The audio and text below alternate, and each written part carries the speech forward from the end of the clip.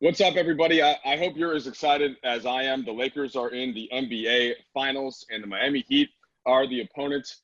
Joining me to break everything down here, Kevin Ding, Aaron Larsuel, and Pete Zayas. And we are hopeful that we're going to get Joey Ramirez, our own at Lakers Digital, to be joining us momentarily. He's going to drop into the Zoom, and maybe Swaggy Pete. No, actually not, but wouldn't it be great if Nick Young just popped in the Zoom?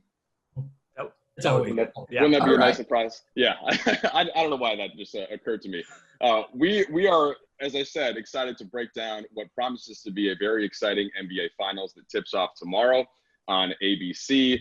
And the first thing that I want to get to, guys, so Frank Vogel popped on the Zoom yesterday, and I asked him, okay, you look at the Western Conference, and the Lakers obviously controlled things about as easily as could have been expected, 4-1 in each of the series. None of them went past 5. And I wondered, what from those three matchups can you take and apply to this one specifically against the Heat? So let's kind of go around the room here. And Ding, start with you. What do you think the Lakers learned that can be applicable towards this Miami Heat team? There's enough variety in what they've faced so far, to me, that they're well prepared for, basically almost any opponent. But, you're coming from a Nugget series where it was at least positionally similar to what the Heat offer as far as their best players, very different players, certainly. But at least it gives you a template you're working from, to understand the variety of things you can do to attack those guys and confuse them. So I think on a simplistic level, that's the most important thing, because a lot of times when teams get deep in the playoffs, they forget things that they did early in the playoffs, honestly, because it's so immersive of an atmosphere. So they're coming from a Denver series where they were able to figure out certain ways to attack Murray and Jokic. And so some of those attack mechanisms are applicable here against the Heat with Butler and Bam. So to me, it smoothes the transition a little bit. And in that way, for Frank Vogel, makes things a little bit easier. Yeah, you mentioned the personnel is quite unique and different. We think probably mostly about Bam at the center position as compared to Jokic in the last round, where Jokic can also stretch you out to 3. That's one thing Bam doesn't do, but Bam is also much more explosive on the roll to the rim and can finish above the rim. So, Pete, it's like very different players, but there are some things that carry over. How about Denver as well as the other two series? Yeah, a lot of Miami's actions are initiated by Bam. And so running your offense through your center at the top of the key is something, despite, Bam being a vertical threat, whereas Jokic is a pick and pop type of guy. There's similarities in a lot of the handoff action that they run.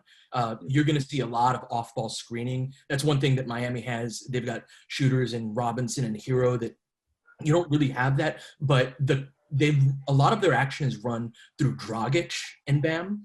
Dragic does a lot of ball screen stuff. And Dragic is similar to Jamal Murray in that he's more of a skill and craft type of guard than a power guard or, tremendous athlete. So a lot of the actions that they run with Bam and Dragic, I think it's comparable to Jokic and Murray. But I do think that Bam's inability to pick and pop, that really hurt us. And that made it hard to put more pressure on Murray, because if you did, you had either Jokic in a 4-on-3 or Jokic in a pick and pop, shooting a wide open 3 at the top of the key. I think we can put a little bit more pressure on the perimeter there. But yeah, a lot of those handoff type of actions, it's a big component of Miami's offense. And they do remind me of Denver in those components. All right, Aaron, before we get to you, I believe our extra guest. Hey, look at this. There he is. Hey. What's up? There he is. What's happening, Joey? How are you, sir? Right now? I got you. Hello, Joey? Hey. Can you hear me? Yeah. Oh, we got you. We're live, baby. We're rolling. Good. Well, Joey, while you get adjusted and get that mic figured out, Aaron, go ahead and hit that last question. Yeah, so I think to kind of piggyback on what Ding said, I think the versatility is going to be kind of and the variety of ways the Lakers, even lineup wise and how they attack, is the key.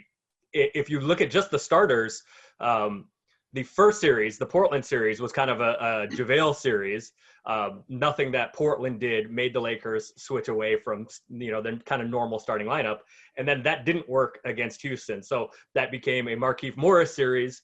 And then the Denver series became a Dwight Howard series. JaVale is plus 18.4 with the starters. Dwight is plus 11 with the starters. And Keefe is plus 53.6, those three different lineups. So I think it's a question of, now that we've figured out the versatility that the Lakers have lineup-wise, I think the question becomes, is this a Keefe series? Is this a Dwight series? Is this a JaVale series? Is it some kind of combination of the three of them? So I think, to me, that's the first decision for Coach Vogel to make, is who is going to start. Obviously, they're going to have the four guys starting. Who is going to start alongside those four guys? Because Miami plays a ton of zone. They play more zone than anybody else. So how are you going to want to play Keefe so that you have kind of the stretch option? Are you going to want to start Dwight? Because one thing that the zone has struggles with often is defensive rebounding.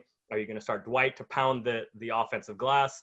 Do you want the lob threat, even though pick and rolls are less likely against the zone? So I think that's kind of the first question for Coach Vogel. But the Lakers have learned over the last three series that they can win in a variety of different ways.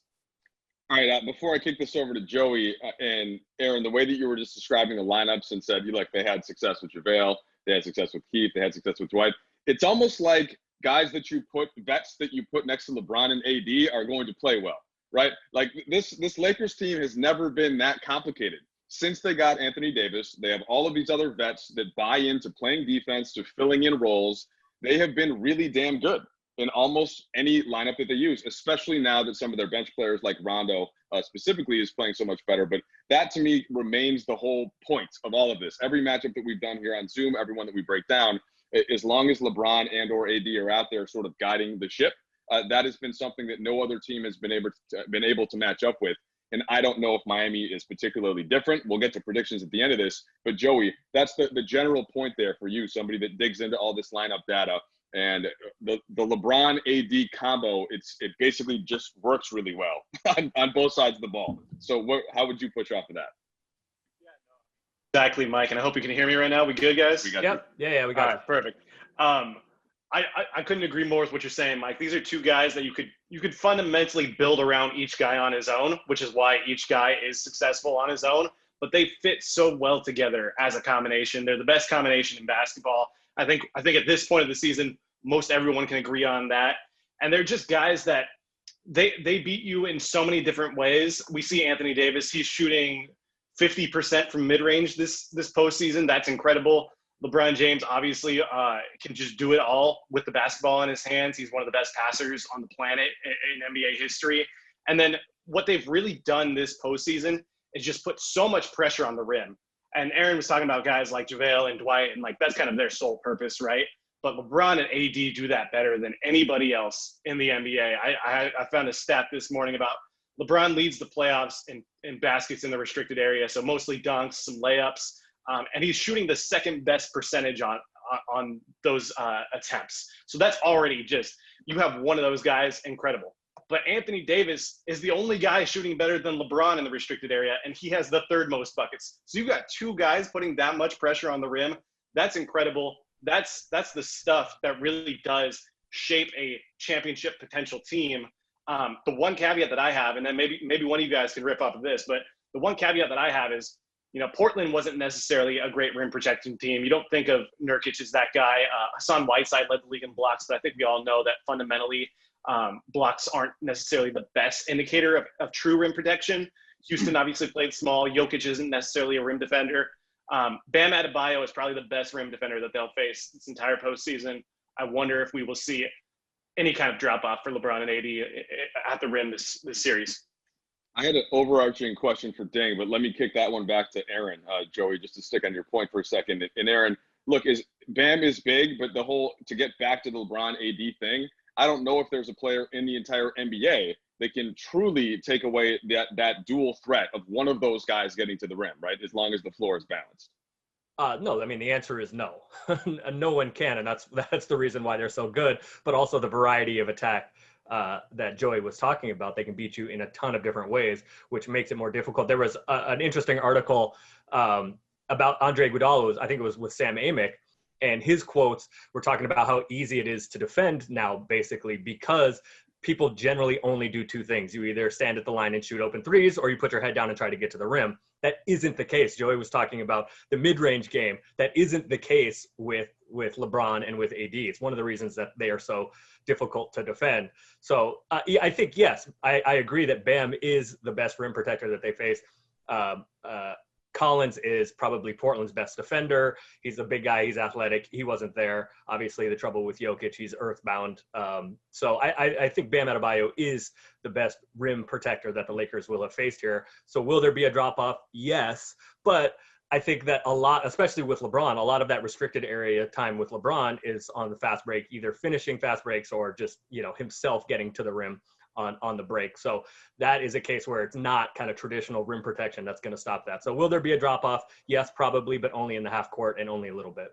Yeah, I mean, the best rim protection team in the NBA in the regular season whose whole defense was built like that was the Bucks. And the Lakers got there just fine in their March matchup. The one early in the year was a little bit different. But yeah, the whole point is everybody – it's not like this is a rocket science to figure, hey, what should we do against the Lakers? Let's try to clog up the paint, keep LeBron and AD away from the rim. You just can't do it, right? That's kind of what the difficulty has been.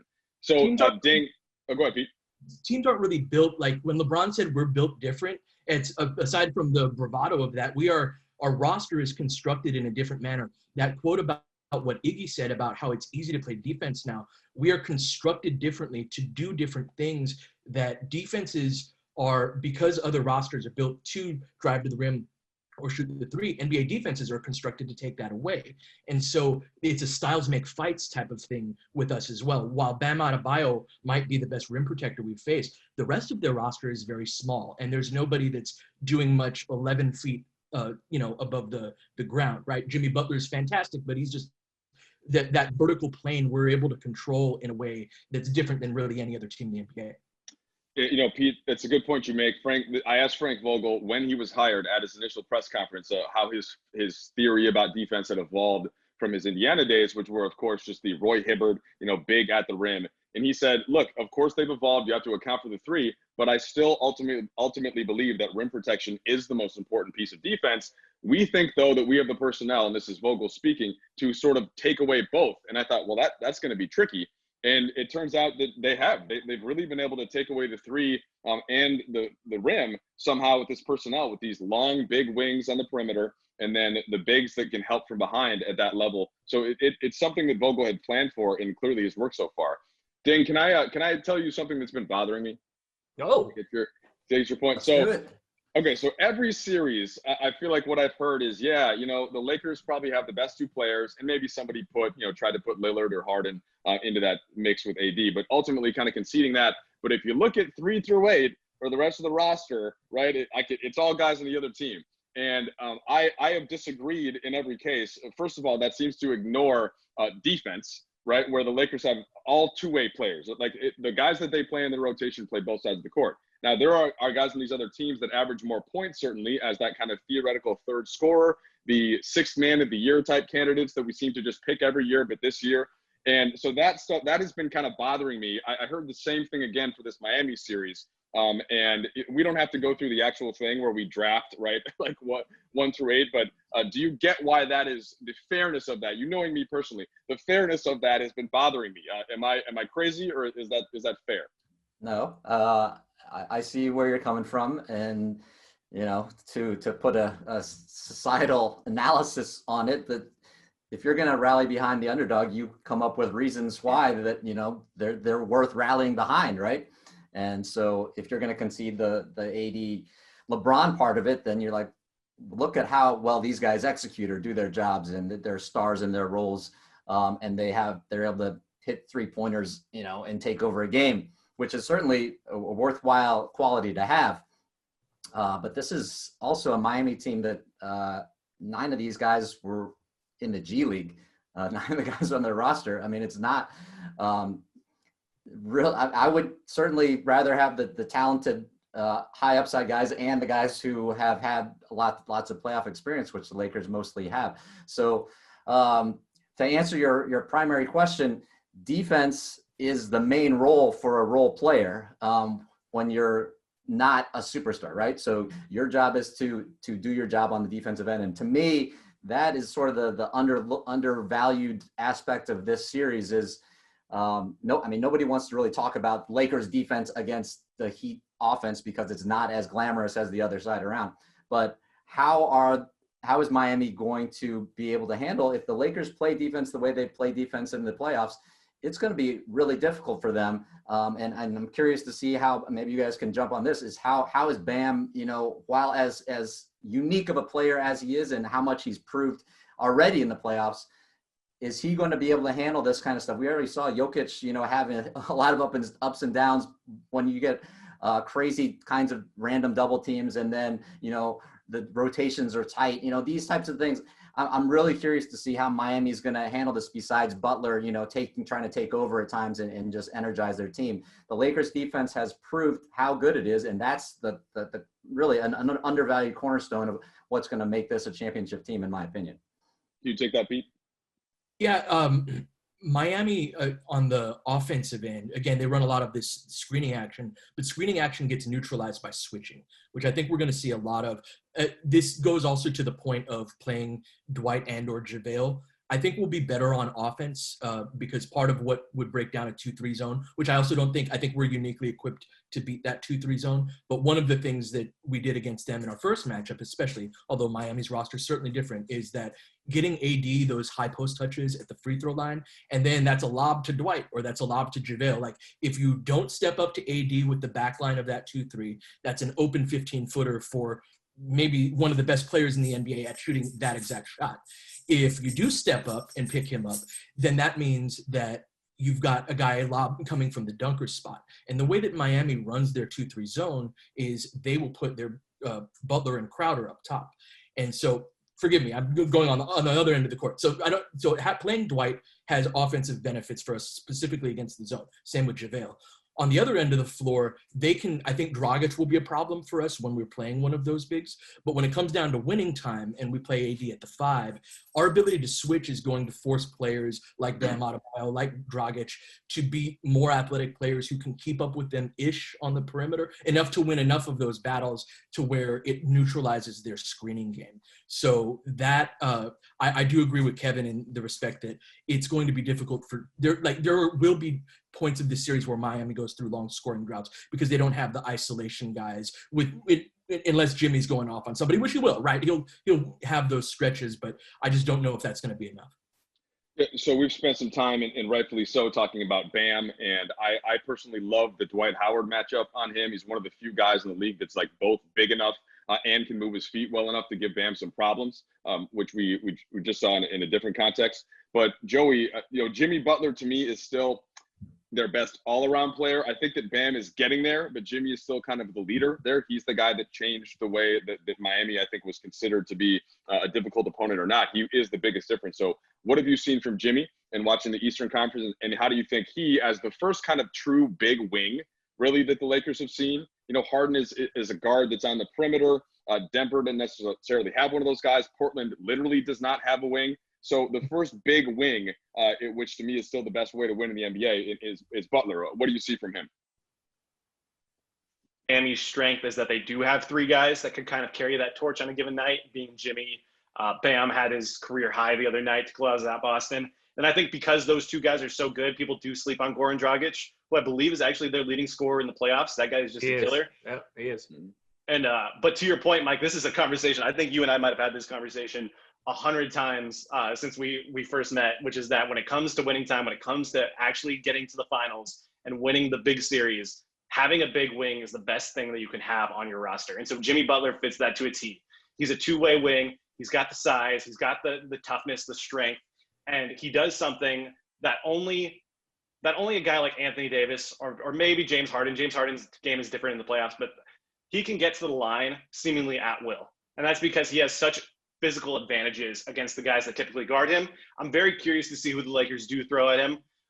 It's going to be interesting the way they move those puzzle pieces around, because I do think LeBron James is playing defense at an incredible, maybe even never before seen level from him, just in terms of he's doing things differently. Yeah, he was more athletic when he was younger, but his mind is just working so fast out there on both sides of the floor, obviously, but you see it more on it's easier to see it on offense. On defense, his rotations are incredible. His Mike, you brought up verticality. It's kind of crazy to see that we all think of those Frank Vogel Indiana teams as Roy Hibbert verticality, bringing that to the NBA.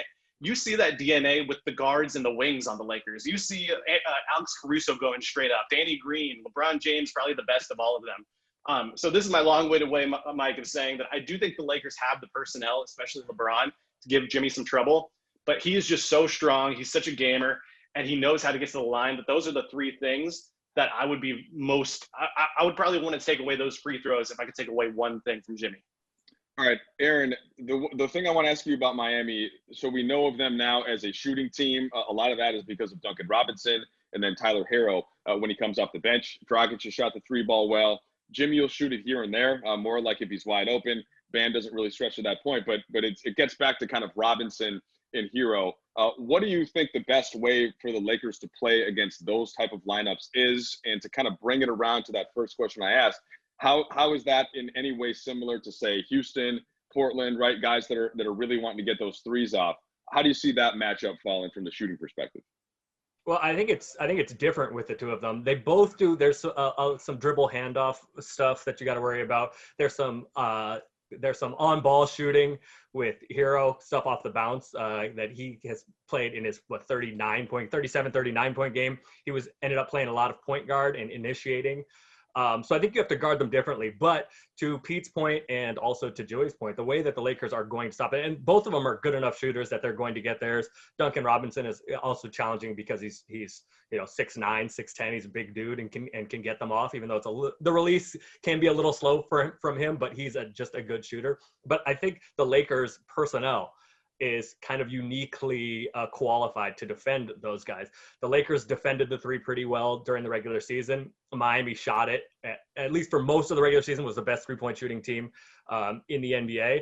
But the Lakers personnel, the size and athleticism that the Lakers have is going to give those guys a lot of problems. I think you're going to see when Tyler Hero has the ball and when he's playing point guard, I think you're going to see some blitzing from him. He is a pretty good passer off the bounce, but I think you're going to see the Lakers try to get the ball out of his hand and have force other guys to make decisions. And I think they're going to try to run Duncan Robinson off the line and force him into some pull-up game.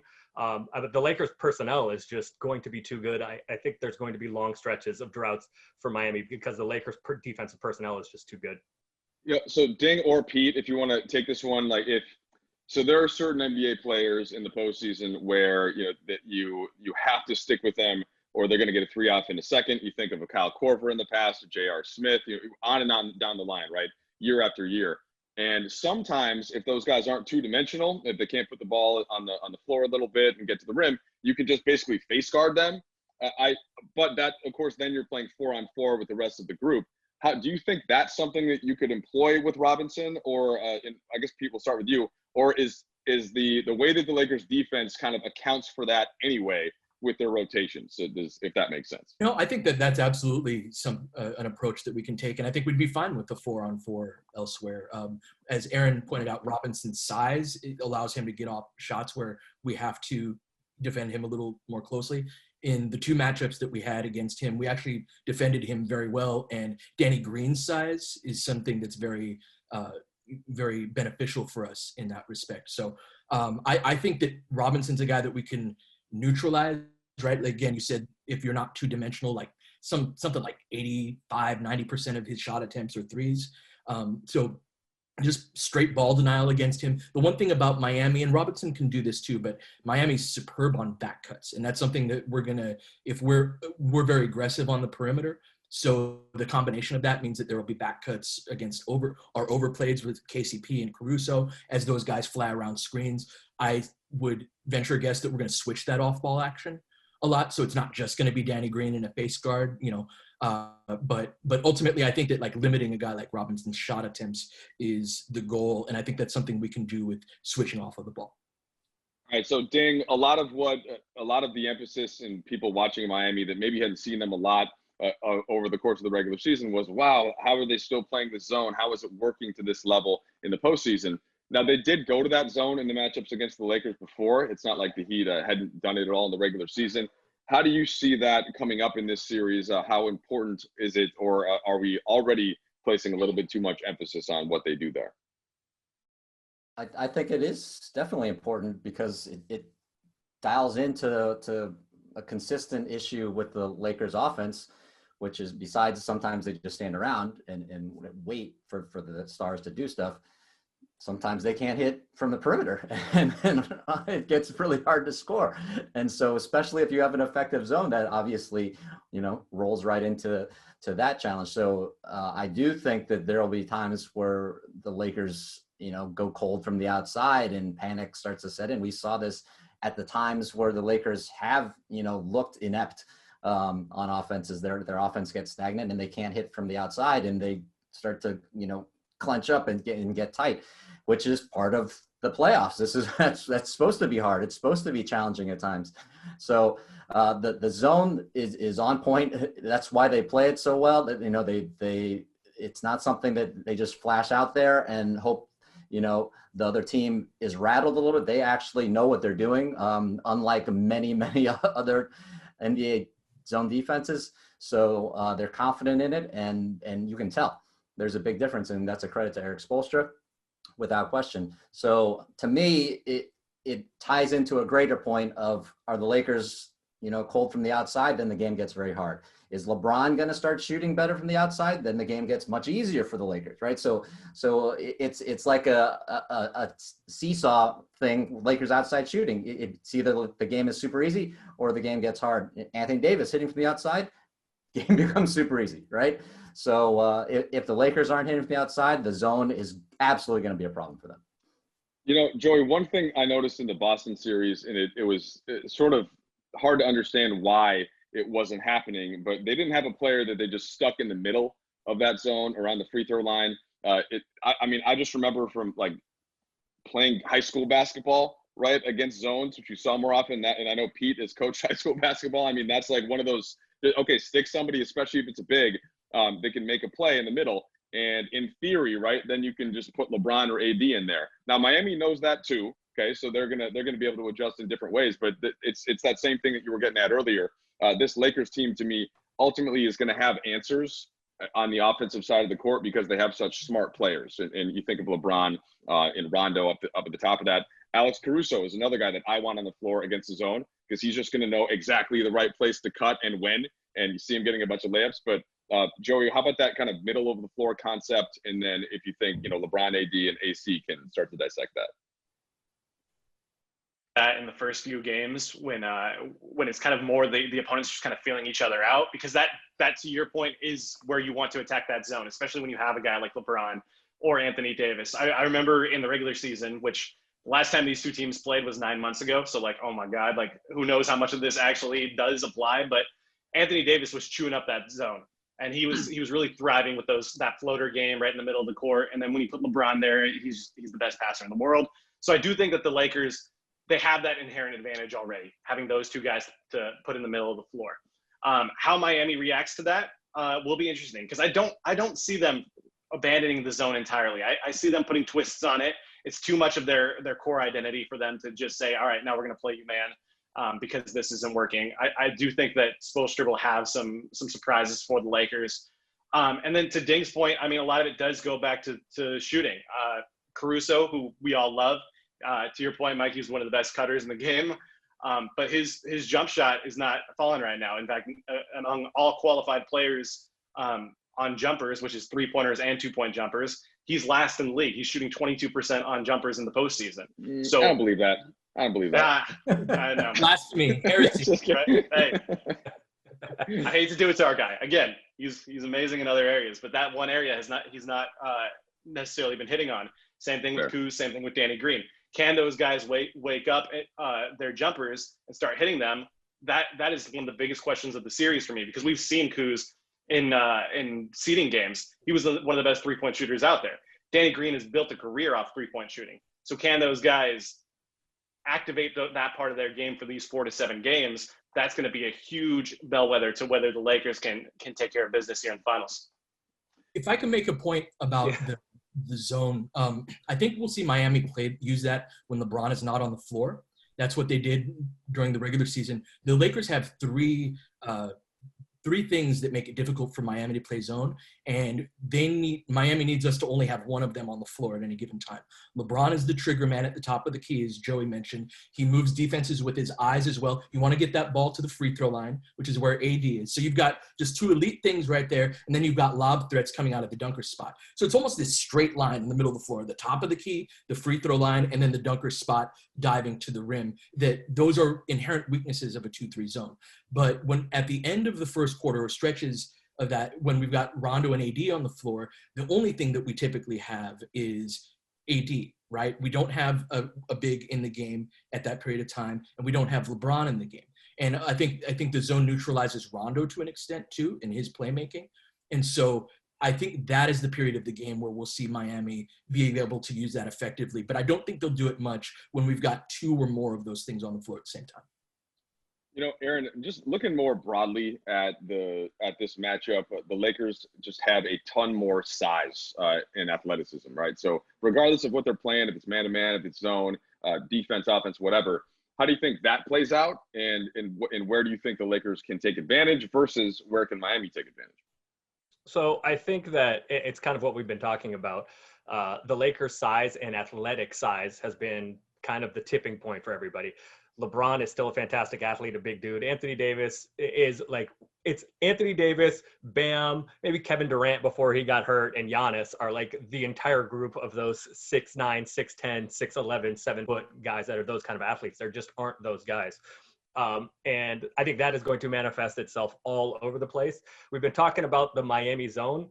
The reason they can still play the zone, to answer your earlier question, is their zone gives up a ton of open and wide open threes, and Boston and Milwaukee just miss them all. So if you're missing so many open and wide open threes, that's going to allow them to play the game, or to continue to play that zone, which I agree with the guys, they're not going to give up. But the Lakers' size and athletic size is what allows them to play all of these different styles, and is ultimately, in addition to the talent difference, is ultimately what's going to tip the series.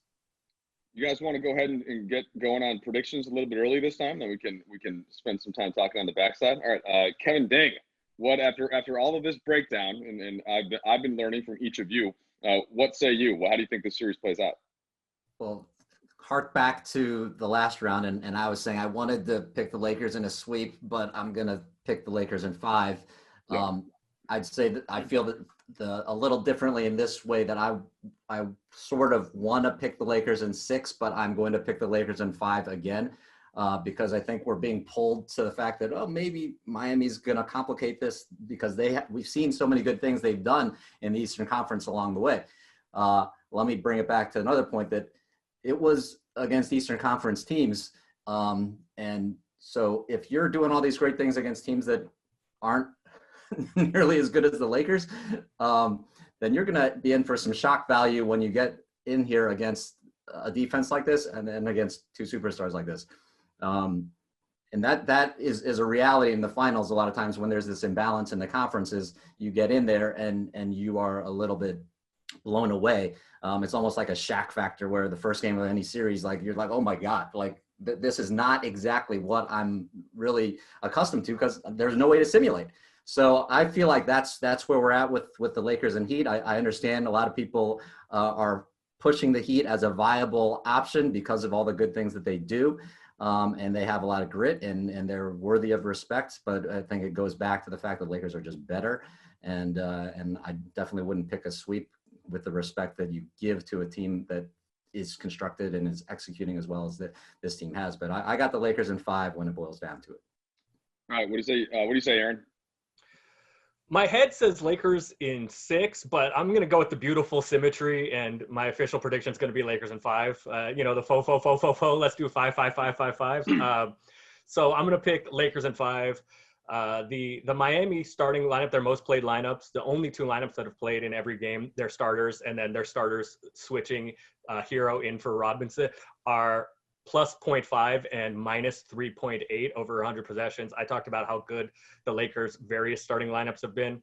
I think we see the Lakers get off to pretty good starts in these series. And I think the offensive glass, one of the benefits to the offense, one of the benefits to the Lakers offense, if Miami is playing zone, is it's tough to defensive rebound. It's harder to defensive rebound out of the zone because it's difficult to identify your box outs. And so I think JaVale, but more specifically Dwight and Anthony Davis, eat on the offensive glass. And I think there's just too many scoring droughts. The Lakers defense will be too good. Miami will go through too many long scoring droughts. So Miami in 5, the Lakers in 5. But with respect, I think it could be 6. I'm just going to go with 5 because it's so beautiful. 5, 5, 5, 5, 5. All right, Pete. Same. I'm right there with, and I have a ton of respect for Miami, what they're all about. I love Jimmy Butler. I love Bam. I love Hero. I love that team. They're probably my second favorite team in the NBA. I just think we're a uniquely bad matchup for them for many of the reasons that we've discussed. And yeah, the Lakers in 5. Joey Ramirez. I like the way the Miami's built. Shout out to Pat Riley, one of the legends of basketball in general and of the Lakers, for putting together this roster that made it this far. But at the same time, I mean, we've been talking about it ad nauseum. The Lakers just have so much talent. I do think that Miami will get a game or two off of, somebody popping off, whether it's Dragic, Jimmy, Bam, or Hero. They just have so many options that can give you a big night that I do think that they can pull off too. They could pull off the series if everything breaks off well for them. But where I'm putting my money is I just can't see this Lakers team, the way they've played, the way they fit together, the amount of star power, and just the mission at hand. Job's not finished. I think the Lakers are going to get it done, though. All right, so that leaves me. I too will go Lakers in 5. Now, LeBron James has played the fewest minutes of his postseason career, average-wise. He's averaged about 35. He typically is up around 41 or 42. He, again, has a good deal of rest. The Lakers haven't played since Saturday. He has everything figured out. He has an incredible number 2 next to him, and then he has a whole roster of guys that are just wanting to play defense and make cuts, hit threes, right? Like everything is lined up now behind the guy who is still the best player in the NBA. And again, as being referred to earlier, and actually Joey may have said this too, either one of these guys presents so much problems just on their own with supporting players, but to have both of them out there, I continue to think that is overwhelming. I too love Miami, love the way that they play, but I just ultimately don't think that they have enough to get more than a game off of the Lakers. Now, that's not to say it couldn't go 6, but yes, I am going to stick with Lakers in 5 as well.